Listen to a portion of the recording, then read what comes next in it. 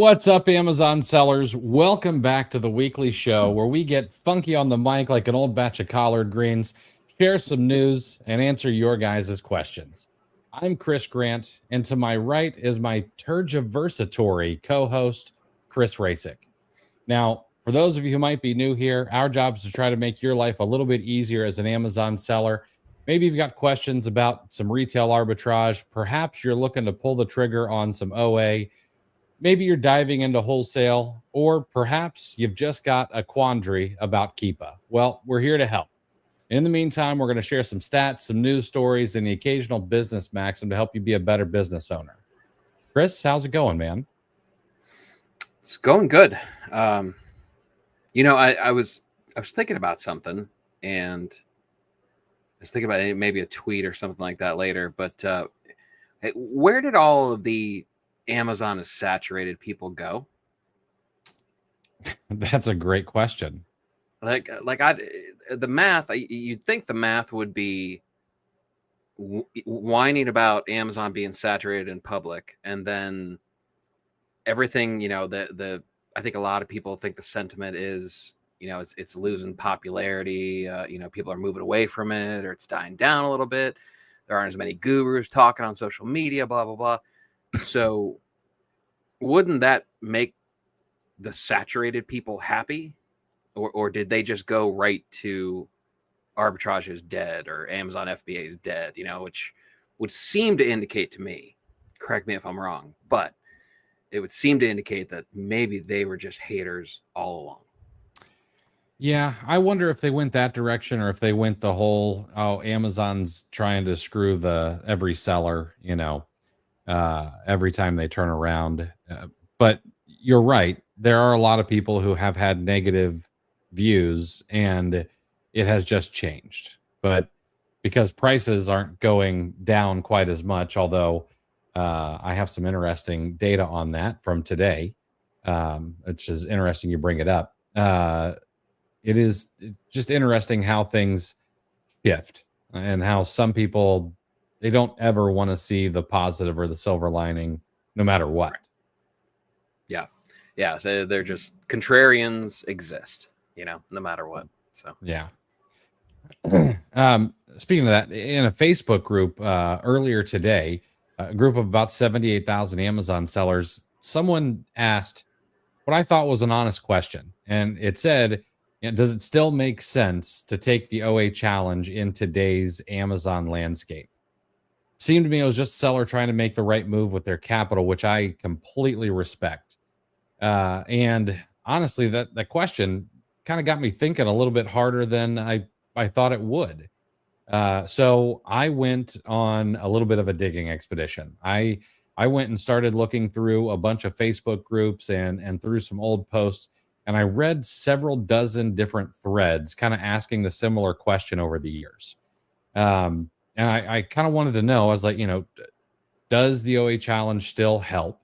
Do experienced sellers still find value in it? And then, of course, does online arbitrage still even work? Well, and I have my own opinions, but I wanted to see what other people were saying. So as I was reading through these threads, I was actually pretty happy with what I found. Like, I saw one quote that said, best training dollars I've ever spent. Bo said, I took it last year and I'm going to do it again as a refresher. And I saw several others. The OA challenge, we didn't build it just for the new sellers. Like, it's for sellers who want to take this serious. Whether that means it's a full-time business or a side business. And we won't call it a side hustle because that's different. It's for people who want to build systems, people who want results, want to try to shortcut the learning curve. Well, the good news is we start on Monday with the 14th iteration of the OA challenge.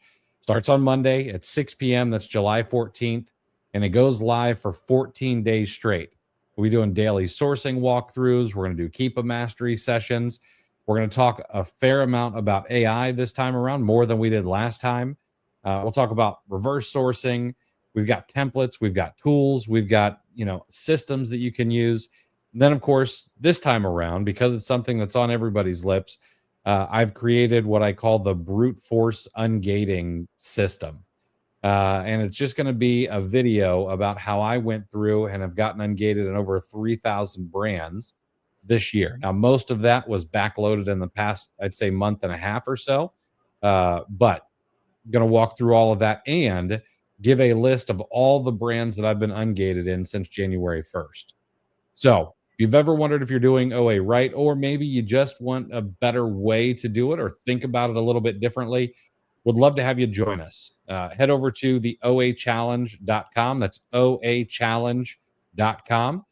Learn more about it. Get registered if it's for you. And we'll see you on Monday at 6 p.m. Eastern. Hey, you know, I saw a quote resurfaced. I'd seen it before, but I kind of saw it in a new light, a bit of a different context. Mhm. And I'm sure you've heard it, but basically the version that I saw was, wherever you go, there you are. Mhm. Right.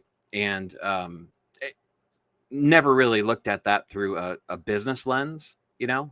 However, I did this time, and it really stuck out to me. And if you've only heard it in passing, and you know, or maybe you're not really sure, you know, you kind of see it in terms of you know, kind of running away from your problems and stuff. It's like that sort of quote. It's like, think of somebody who says, you know what, I'm going to move to a new state. I need a fresh start. You know, if you hear terms like that, that's when a quote like this comes into play. It's like, wherever you go, there you are. You know, you're taking yourself with you, you know. So if you had whatever issues that you have on a personal basis, you're going to take that to the new place, you know. So it kind of forces self-reflection. But I thought of it in terms of selling on Amazon, you know, because and I know people will just say, hey, we're just pro Amazon, and you know, we're going to spin everything to that angle no matter what. But this is really like a second opportunity. Like, remember when Bitcoin stormed onto the scene? I heard about it way late. You know, like, there were already stories of people making a ton of money off the meteoric rise of the value of Bitcoin. And then it died down. Crypto kind of went into a little bit of a mess, and you know, NFTs were big, and then just everybody just stopped talking about those, and now there's a second wave of Bitcoin, right? And it just hit, what did it just hit, $117,000 or something. Sounds right. Yeah. So now everybody's kind of doing the calculations in their head, like, oh my God, if I had only held on, and you know, all that second guessing that is kind of in our nature. That's kind of how I look at Amazon right now. You know, there is a prevailing sentiment that, you know, maybe it's people have soured on it. You know, like it seems like the majority of the voices, at least, not the pool of sellers themselves, but you know, it seems like the loudest voices are down on Amazon. So I kind of look at it that way, and how that relates to that quote, wherever you go, there you are. The thing we have to keep in mind is skill development, you know, and really honing in, which I think this is a timely OA challenge for a lot of sellers, especially in the landscape that we see right now. It's getting tough. People are talking about how tough it is, and gating went back to you know, it's a very difficult game right now, which you're going to address specifically with this OA challenge. And we talk about it, you know, think about it in a business sense. We talk about people with VAs. You know, people try to hire a VA as a solution to their own bad sourcing. You know, and that's a good placement for that quote. Wherever you go, there you are. Well, guess what? You're the one training the VA. So if you're not a good sourcer, you're not going to create a good sourcing VA, you know, and that's kind of how I look at it, you know. So it's, you know, it's a good time for people to really invest in their own skills, you know, because if you can get really, really sharp right now, and saturation that, you know, it never existed as far as I'm concerned to begin with. But as less new sellers come onto the platform, you know, a segment of sellers move over to Walmart, and another segment of sellers just get soured on it and think Amazon's out to get third-party sellers, whatever it may be. That's where the opportunity lies. So I think this could be an extremely wise investment for the right type of seller. Absolutely. Yeah, I think so too. All right, let's talk some news, and then of course we want to take your guys' questions. So whatever questions you have, drop them in the chat. We will definitely get to them. Ryan, I see yours. We'll get to every question you guys have. First thing up is there's a bit of a scam alert that everyone should know about. I saw this on Twitter, and then my friend Eli sent it to me in a DM as well. But this scam email looks like this. The subject says your Amazon seller account, and the sender is seller notification. It all looks pretty good. The email says, hey, we're in the process of evaluating your account. This step is required by the U.S. Inform Act, so it's something that we all know about. Trying to verify your information account, or your information is accurate and current. And to proceed, we need you to validate your contact information. Now, here's where it gets a little bit weird, but not weird enough that it would throw everybody off. It says what action is required, and then it goes in to say, please reply with a confirmation email when you're ready to move forward with the verification. There's red flag number one for me. Amazon typically has you go into Seller Central to fix things like this. And then it goes on to say, once we receive your confirmation, we'll walk you through the steps needed to complete the verification of your data. That's never been the case unless you've got to do a Section 3 that I'm aware of. And then please monitor your email for updates and follow all instructions closely. And then here's where they get you. Acting promptly can help ensure your selling privileges remain uninterrupted. So, of course, they get you with the little scare tactic there at the end. However, the reply to email, if you look at it, and this is something that people need to make more of a habit of, okay? Because I can spoof just about anything. If you get an email from me, it says, Chris Grant. But if I wanted that to say Chris Rasick or, President Obama, I can do that. That's very easy to do with software. I can even throw in a picture of either one of them and make it look like anything I want it to look like until you look at what the reply to email is. And the reply to email on this one was seller performance at USA-AmazonService.com. They tried, but we all know that Amazon really only uses one URL for their emails. So what makes this scam pretty good? Well, it checks a lot of boxes for credibility. It references a real regulation. It used pretty professional language. Like I could see this being written by Amazon, especially compared to some of the slop I've seen them send out in the past. Of course, creates a little bit of a sense of urgency, making people want to take action as fast as possible. And the email address was okay. But things to watch for, and this is something you should watch for all the time. Amazon rarely asks you to email them back to verify account details. Most legitimate actions happened inside Seller Central, not over email. Most. Okay. And again, look closely at the sender's address. The display name might say Amazon Seller Performance or whatever else, but the actual reply email address was way off. So don't ever click on links in these. Okay. You can actually report these emails. You can forward them to stop-spoofing@amazon.com. Let Amazon, who knows if they actually do something with it or if it's just a way to make people feel good. I can't say. And then, of course, always double check inside of Seller Central for any real notifications. Every year when the Inform Act comes up for me, it lets me know that my account is, possible deactivation, whatever it says at the top, gives you that warning. And if you're unsure, don't ever hesitate to take a screenshot and throw it up on social media. Ask in FBA Today, ask on Twitter. Feel free to tag me. Like, I'm happy to look over that kind of stuff just to keep one person from getting anything, especially their Amazon account taken. But it is very clear that people are getting better at these kinds of emails. I would imagine that is thanks to AI being able to help them. write these things rather than writing it themselves. So if it feels urgent, double check it. If it asks for sensitive information, triple check it, and just take a beat before replying to any email. Yeah, this is pretty slick scam they got going on. I'm curious how they collect the emails that they're going to target. Great question.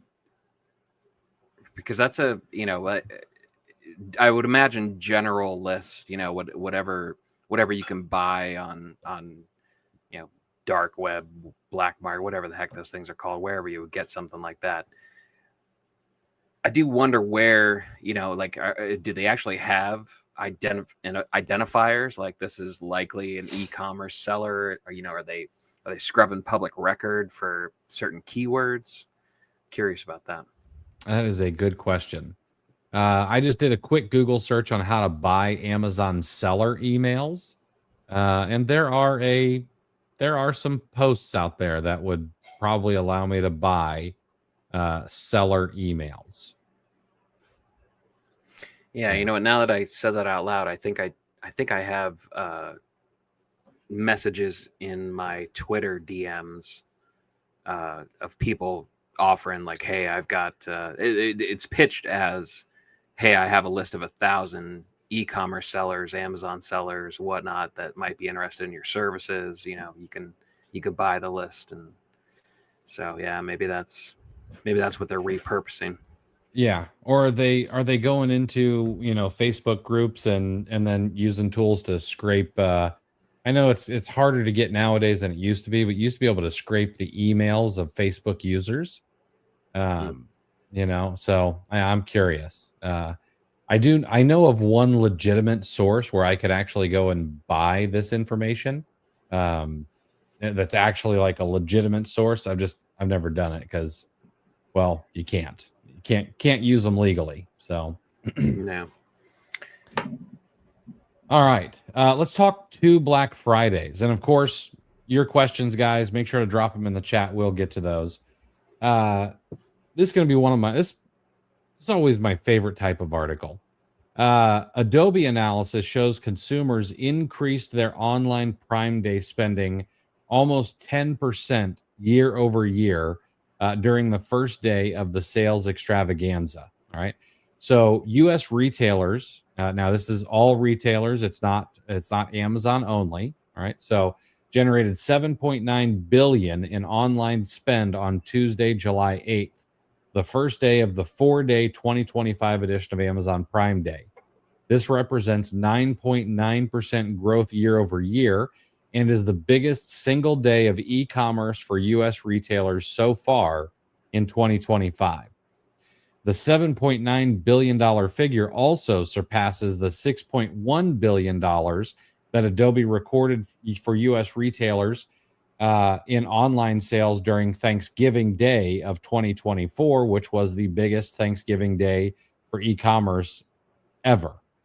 So now, based on this strong first day performance, Adobe is doubling down on their previous forecast of U.S. retailers driving a record $23.8 billion in online spend from July 8th to July 11th, which will represent a 28.4% growth year over year and $9.6 billion more spent than the comparable period in 2024.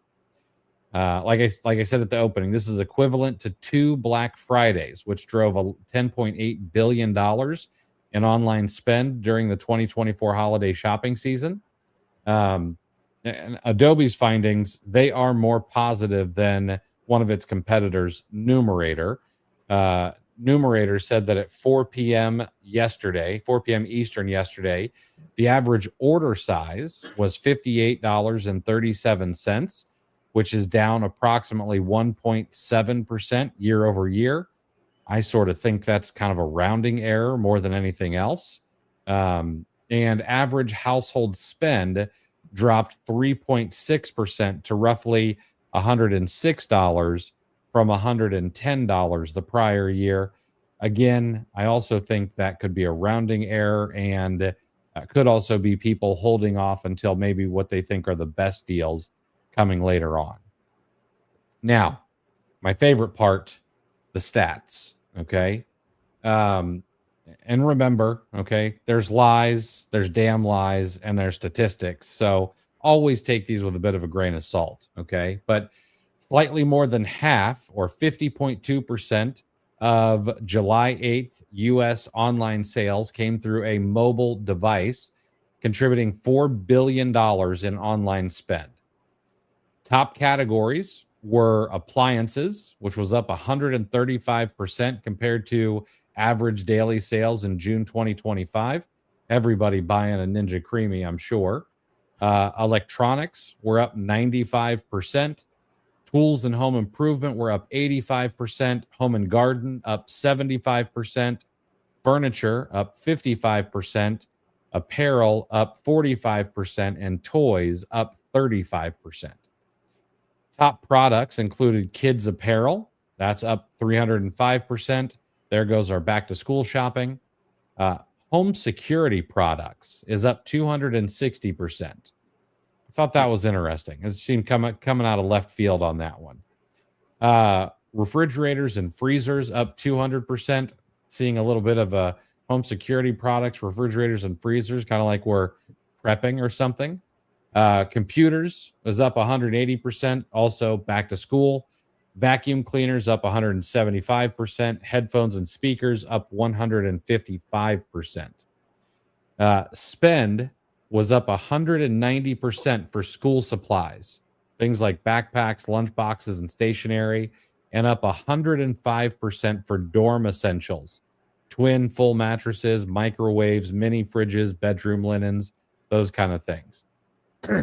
Now, here's something really interesting. Generative AI traffic to US retail sites, measured by shoppers clicking on a link, increased by 4,100% year over year. So now I don't know whether a lot of that was ChatGPT. Of course, probably the majority of it, because that's the biggest one used. But I know that Perplexity does it as well. So hopefully Perplexity's affiliate links are in good standing with Amazon.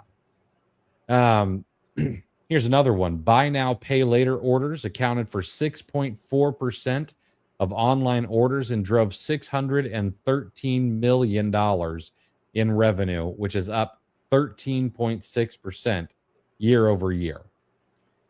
Paid search, of course, remained the top driver of retail sales, 28.1% share, which is up 1.8 year over year. I also saw an interesting stat from the bearded egg guy, Guy Fossil, I believe is his name. He said that in 2024, something like 82% of sales on Amazon came from PPC during Prime Day. And I'm sure that I'm missing some context there. So affiliates and partners, which includes your favorite social media influencer, saw stronger growth this year, a 19.8% share, which is up almost 4% from last year, as did social networks, which saw the greatest lift on Tuesday, a 3.2% share, which actually up 10% over last year. And influencers converted shoppers 9 times more than social networks overall. We love that user-generated content. Adobe predicts that spending during this Prime Day event will be driven by net new demand as opposed to higher prices. Here's the information I was talking about a little bit earlier. The Adobe Digital Price Index, which tracks online prices across 18 product categories, shows that e-commerce prices have fallen for 34 months, down 2.1% year over year in June 2025. Now, those numbers are not adjusted for inflation, but if online inflation were factored in, there would be higher growth in top-line consumer spend. So that's kind of interesting.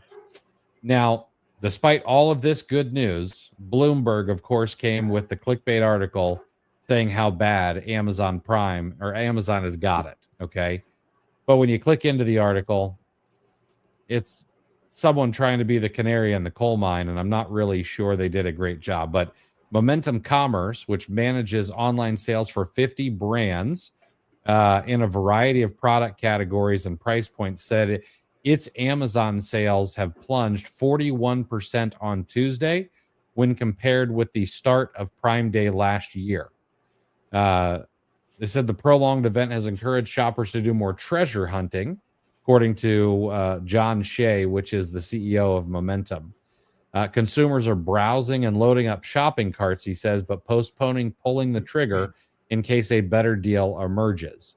Shorter Prime Day sales generated more urgency, of course, because shoppers would worry that they were missing out on these discounts.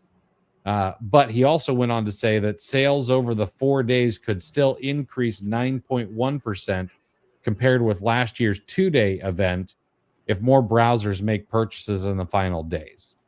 So I don't know. I don't know if he was just looking for his way into a Bloomberg article or what, but and also no mention of whether or not he's running any sales or anything like that. I would imagine a company doing $7 billion in sales on Amazon a year would at least be running some sort of sales, but we'll see how that goes. Yeah, that's I saw the 41% clickbait making its rounds, which I immediately think, okay, well, it's double the length of time. I mean, it's for the very first day to have a drop.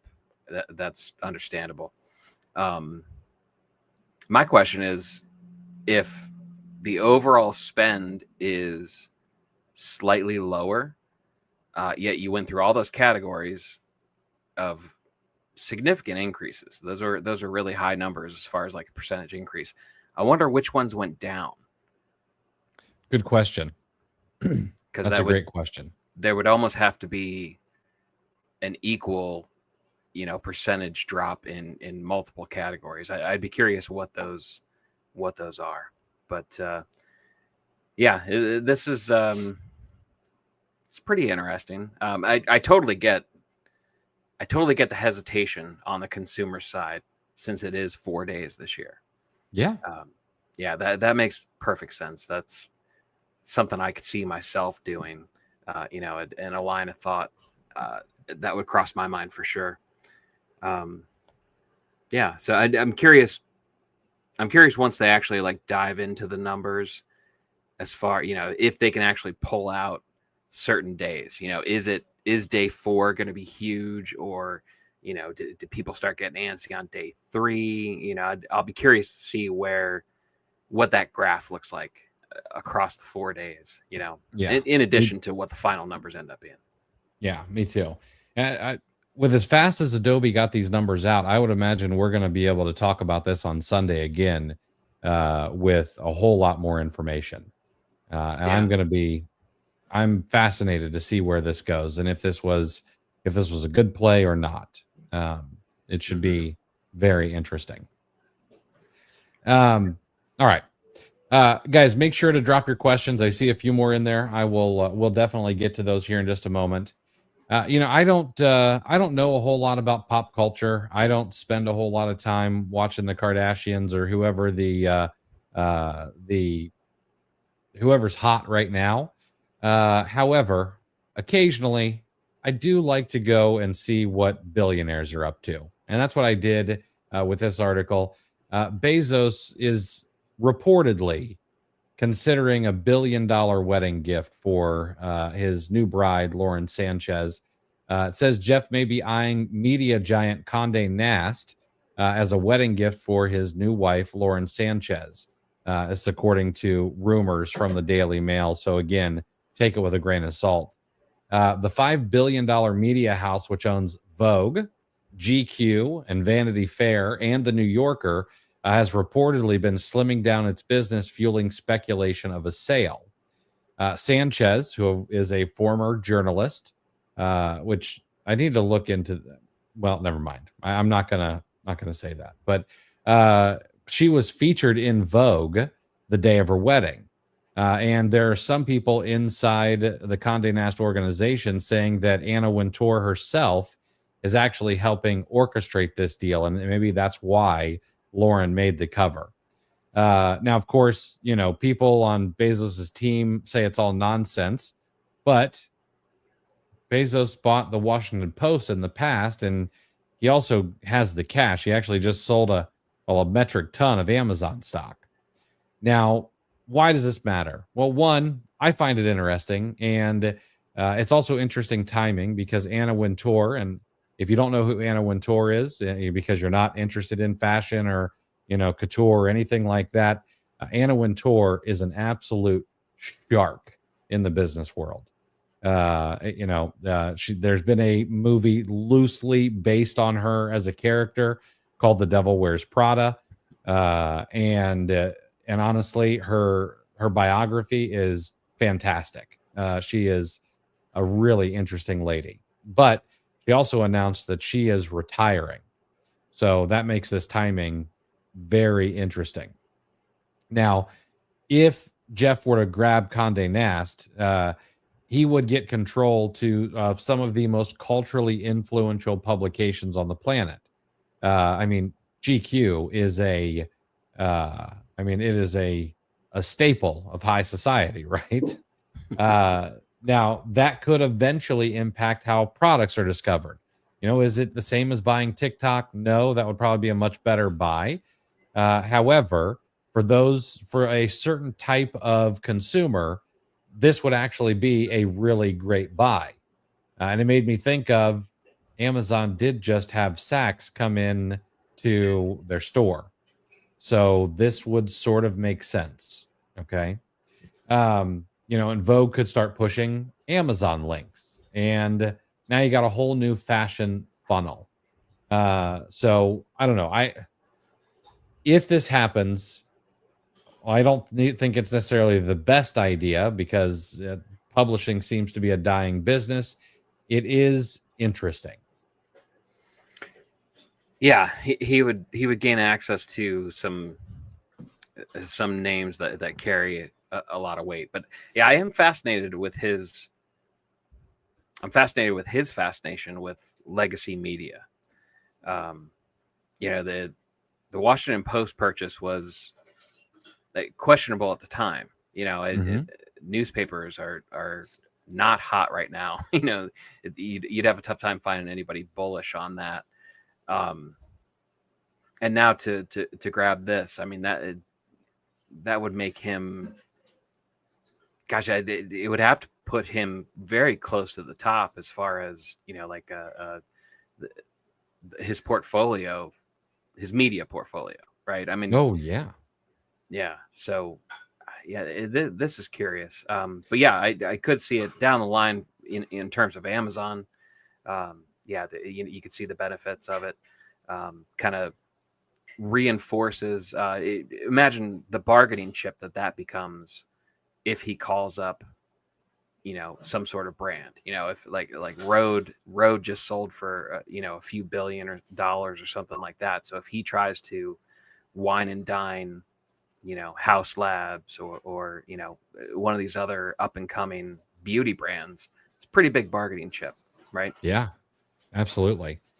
Yeah, one of the other reasons I find this fascinating is I was listening to a podcast the other day, and they brought up the fact that another billionaire wrote a Twitter thread. The CEO and founder of Cloudflare, guy's worth like $5 billion, and he wrote a thread saying, "Hey, listen, if you're a young guy and you don't know what to do," he said, "go find a smaller town that you could fall in love with and buy the local newspaper and run it." He's like, "You would be surprised how many local businesses, hospitals, things like that want to run ads in these kind of papers."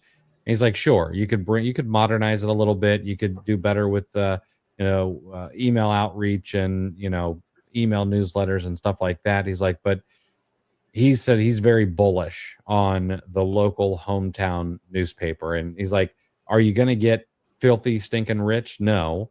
He's like, "But I see a way in a lot of places where you could make $400,000 or $500,000 a year and just live a really, really nice life. And of course, people in the comments were like, oh, billionaire, out of touch, doesn't know what he's talking about. And so a little while later, he's like, here's the local newspaper I own. Uh, and shared like a link to the local newspaper that he owns. I think in some Utah town or something. That is interesting. I mean, it almost seems like it's propaganda, like trying to pump and dump his own assets. But that is kind of interesting. I wonder if existing newspapers are in bad shape, right? I can think of the local paper here, which I've always hated, even when I was delivering it. Never thought it was very good, and now they certainly don't have the funds to hire to maintain employment for any of the talented writers and whatnot. Most newspapers have had a very hard time adjusting to the digitization of the world, right? And the only answer that they can seem to come up with is increasing the price of the issues. So however, so if you're in it already, it might not be a good deal. But if you're getting into it now, that could be like, if you bought it and you just kind of, if the quality's down, there aren't a lot of reporters, there aren't a lot of journalists anymore that are willing to stay employed for the wages that a newspaper could pay. If you kind of went and outsourced AI, and because you didn't inherit quality writing anyway, you're kind of hoping journalist interns can kind of provide the content that you need to put out. So if the bar's been lowered enough, you could almost automate a lot of it, run it on a real shoestring budget. But you're right. However, there's people are always going to need those classified ads. People are always going to read the obituaries. There's always going to be a certain, they do have the market cornered on local news, like very specific, like within that town, regardless of circulation numbers and subscription numbers and all that stuff, they're definitely going to have the market cornered there, as far as being the first place people are going to go to. Yeah. So it's interesting. Yeah, it is. I don't know. I kind of want to look more into the economics of it, because I was looking at the Columbus Dispatch, for example. Their revenue per employee is $41,000. How do you run a business like that? 600 employees. They did about 24.8 million in gross revenue, 41,000 per employee. Like, most people make more than that every year. Right. Yep. All right. Let's answer your guys' questions. And you have anything you want answered, let us know. So, Ryan, first up here, have you noticed lower competition on listings? On all of them? No. But on a lot, yes. I have been rather surprised at how many listings I'm coming across where the number of sellers is lower and the prices are going up. And possibly related. I'm not saying it's a one-to-one move, because there's always been an appeal to it. But I've been going through old leads, just medium aged, maybe, like 90 days, 120 days old, from when they came across my desk the first time. And there's a lot of really good ones that do not have a lot of traffic. And I know you've heard me say it before, like, not enough sellers go through their old leads, period. That's always been the case. However, usually the really good ones, you did see a second wave of sellers coming back in stock. If it was really profitable, really good seller, those are the ones that probably weren't good 90 to 120 days later. But I'm seeing more of those. So yeah, that's a huge. I was thinking about that just earlier today. Like, especially now when there's so many sales going on, there should be some absolute gold in your old leads. mm-hmm.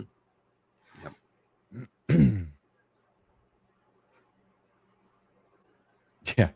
Yeah, Luke, the Inform Act is a yearly mini heart attack. You're absolutely right. Yeah, it seems like just dismissing that banner, it will trigger it, whether it's been a year or not. Right. That's the scariest part. I made that mistake this year. I did. I dismissed it, Mm-hmm. and then sure enough, it was like, oh, risk of deactivation.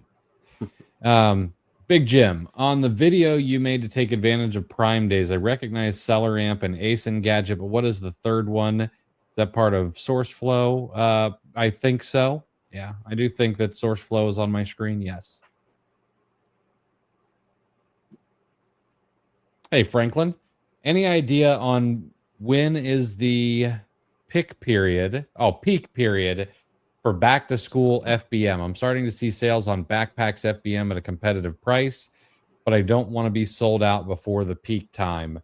I mean, it is peak time right now. Like, this is when a majority of shoppers are looking for back to school items.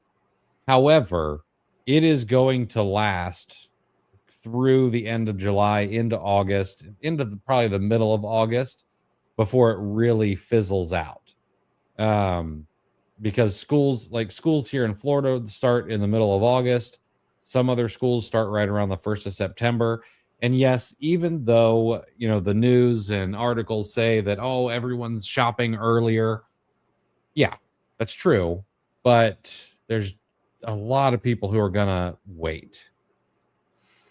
Yeah, that's a good point. Just because they're, yeah, me too. I refuse. Like, I'm not looking up any fantasy football stuff yet, because that all signals the end of summer, and I am not trying to shorten summer any more than, it already is in my mind, yeah, just because the narrative says back to school season, if they try to shoehorn you into an earlier time slot, that doesn't mean that all of the consumers are going to go along. It's probably just a more, stretched out. Maybe the peaks are a little bit lower historically, but the volume certainly won't drop. Mm-hmm. Lynn, anyone doing Amazon to Amazon flips this week? Yes. I'm even keeping a public journal on Amazon to Amazon flips for this whole month. And surprisingly, 9 days in, I haven't missed a day yet. Deal Hunter, do you recommend using Vico? I started using it a couple times now, but not sure if I should stay with it to ship FBM. When Vico first came out, yes, I was all about it. However, lately, they have been having some serious problems, and I don't know what the cause of it is exactly, but there have been some issues with the postal service not recognizing the labels and then keeping packages. And I haven't really seen like a solution. So personally, I'm not going to use Vico at all until I can know for sure that that's a problem that's been handled. And also, what a way to absolutely crap the bed after Amazon buys you. That was a heck of an acqui-hire.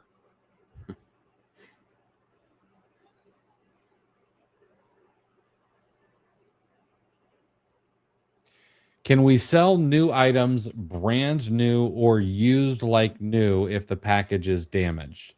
If the package, I need to rephrase this, and you can tell me if I'm wrong here.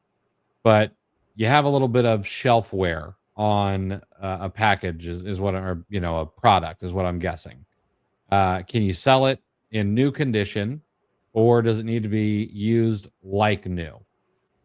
I would go in and I would read the condition guidelines.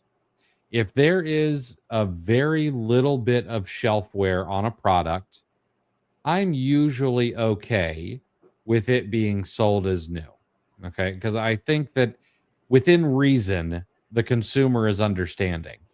However, if I'm selling a $200 Lego set and there's a dent in one of the corner of the boxes, or I'm selling a $50 Funko and there is, a tear in it or something, no, not going to happen.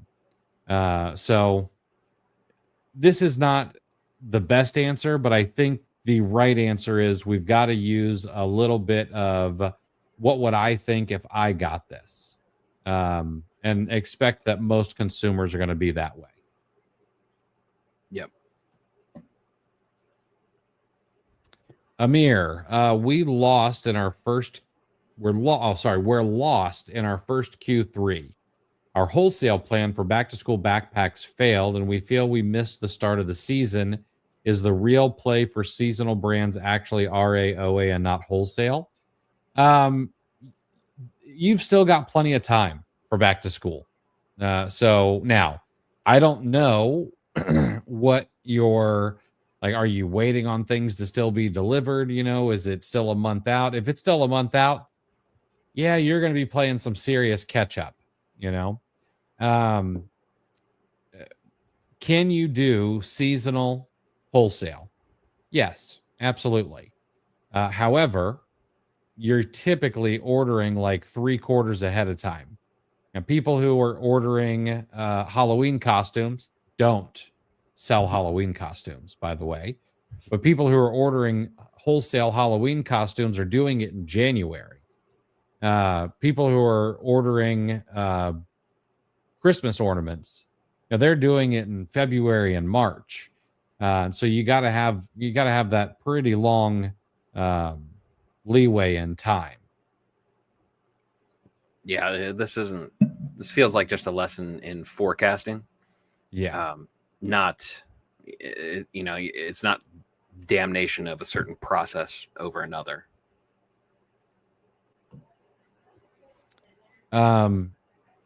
SNG, the best I can do for your username. Dealing with an inauthentic, and I can't account for 1 unit with receipts out of 35 plus orders. What are my options? What kind of order was it? Is it an online order? Did Amazon sell more than you have? Like, I guess I need a little bit more information on this one.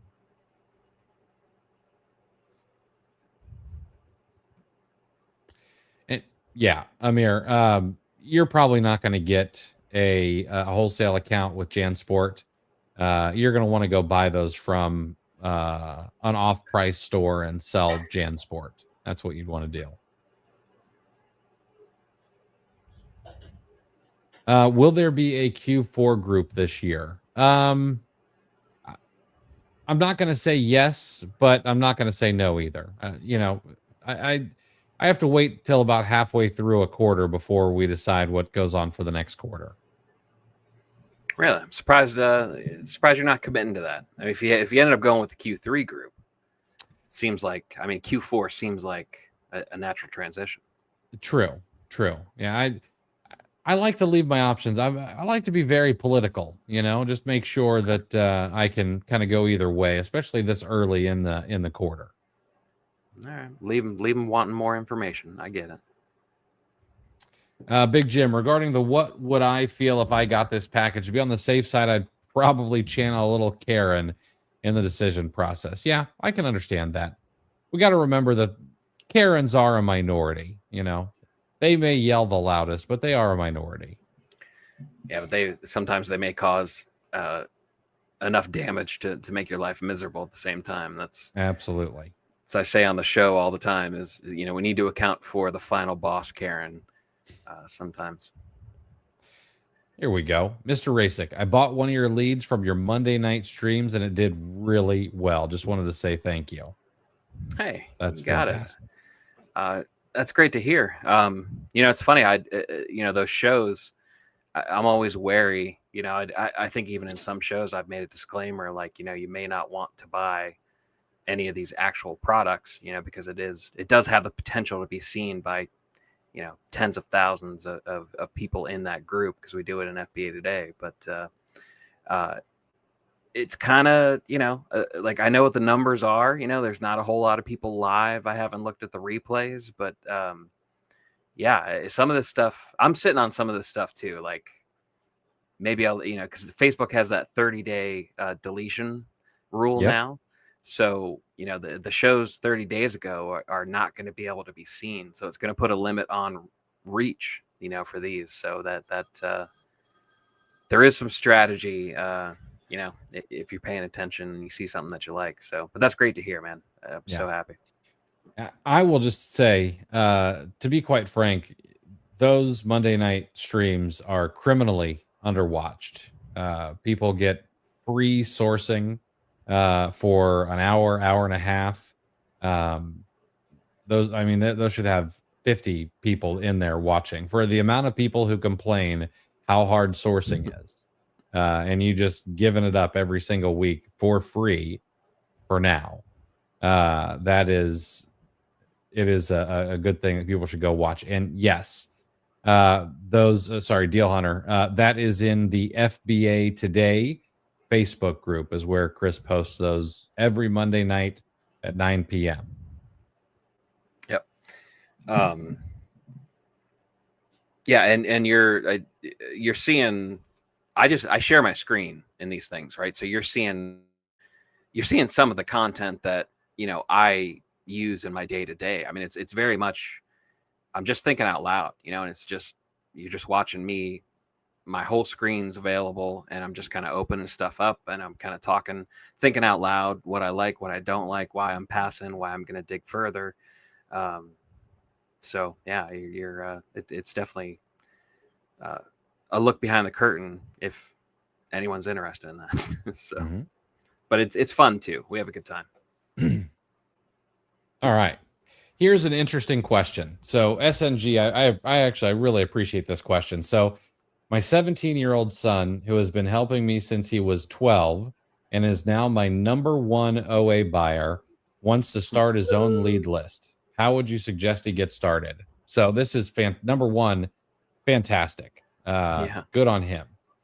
Number two, do you want his focus to be split if he's your number one OA buyer? So do you want to push him in that direction to start a little side income of a lead list, or do you want to pay him better? Something to think about. I'm not saying either direction is right or wrong, but could be something to think about. Now, if he is going to go through with it and start his own lead list, the problem he's likely going to have when he gets started is distribution. Well, easiest way to overcome distribution is to find someone who has an audience. Okay. I'm not going to say it has to be me. It could be Chris. It could be some other content creator in the space. But you're going to want to find somebody who has an audience. And then you're going to want to prove, hey, this is what my product is. I think it's best in class, or whatever it is.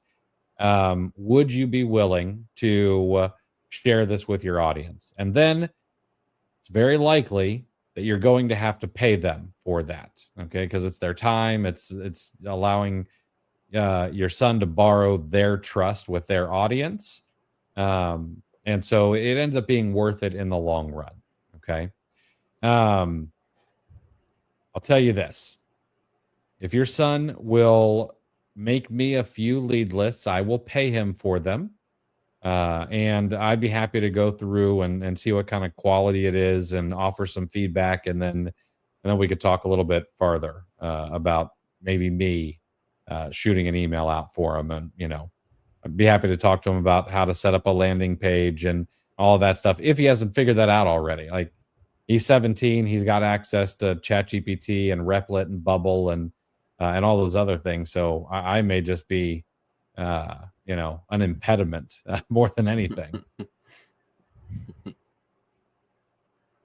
Yeah, but also I'm a sucker for a kid wanting to get his hustle on. So Yeah, and that's Big Jim's got it right. Good job. That's that's a level of hustle and maturity that I'm a little bit jealous having 4 kids of my own. yep, I could say the same. I don't have 4 kids, but I'll say the same.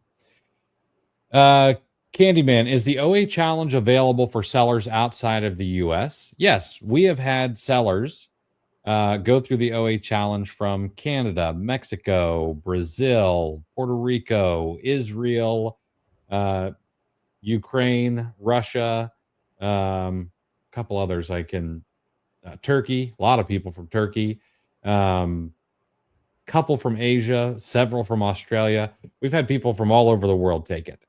Um, Here's the thing: online arbitrage in general. Okay, not only is it the second oldest profession, but it's the same.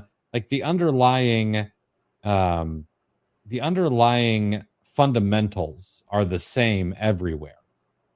Even if someone's got a source from TK Maxx rather than Walmart.com, like the fundamentals are still the same. So as long as everybody can, because some people will just be like, well, but you're not going to show me, you're not going to show me how to source from Tesco. No, I'm not. But I'll show you how to source from Walmart. You just do the exact same thing on whatever sites you have. And yes, we accept PayPal and things like that. Absolutely. Jerry, have you heard of ungating approvals with 10 units when it says 200 units required? I have heard whispers of that. But it almost seems like one of those scary stories you tell your kids before they go to bed and not something that actually happens. Um, I would love to just be like, listen, here it is, black and white, yes or no.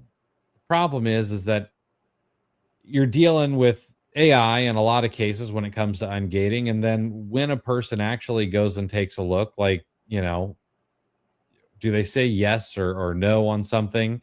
So has it happened? I'm sure it probably has, but I wouldn't be betting on it to be something that I'm like, oh, okay, I'm just going to go buy 10 units of everything, even if it says 200, and I'm just going to expect it to work. Yeah, it sounds like that. It kind of comes down to who gets your email, you know? Mhm. Think back to the stories that we heard of people getting ungated with a picture of their dog, or blank pages as the attachment and stuff like that. It's certainly not policy. It's not something. It's not a strategy that you want to employ, over and over again. It's likely just something that happened. It happened to get the right person not paying attention on Amazon's end. Yeah.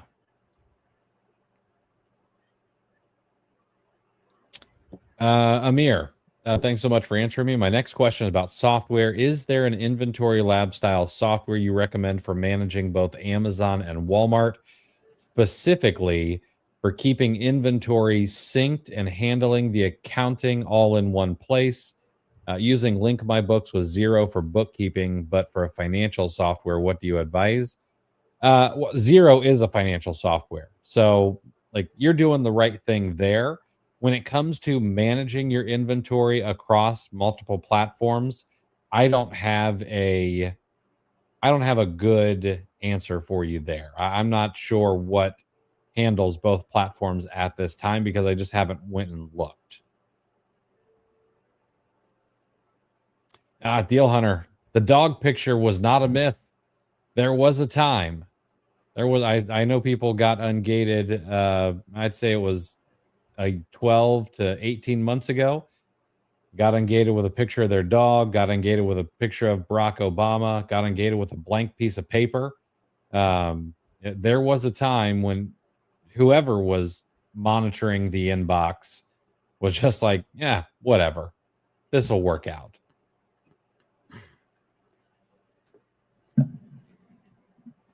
All right. Chris, are you excited for the new Ken Burns documentary? A little. I think it should be interesting. I don't know if I'm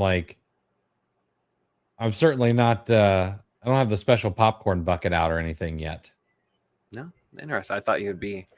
All right. Well, put it this way: how many have you seen his Civil War documentary? I think so. Okay.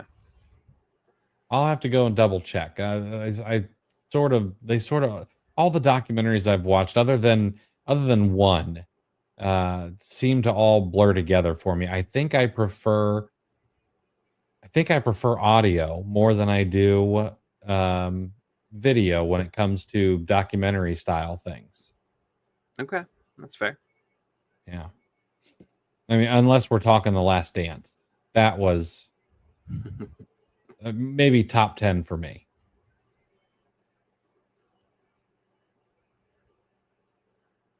All right. Any other thoughts, concerns? If not, I got one today. What's got 6 wheels and flies? I don't know. A garbage truck.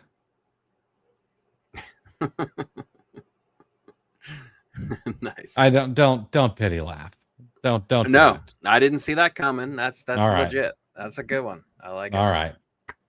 All right, guys. That's it for today. Oh, sorry, Matt. We got time for Matt. Yeah. I shipped some new Adidas shoes to Amazon, but had to list them used, like new. All but one unit was received, but never made available for sale. Seller support said the brand blacklisted. Technically, you're not supposed to be able to sell shoes as used on Amazon. So there's something wrong there. If I were you, I would try to recall everything I could. Yes, Amazon and Adidas are in bed together. Okay. Some people are going to be blocked from the ASINs that Amazon is going to fulfill for Adidas. I got blocked from the whole brand. I can get ungated if I want to, probably not going to, but personally, I would be pulling those and selling those on another marketplace.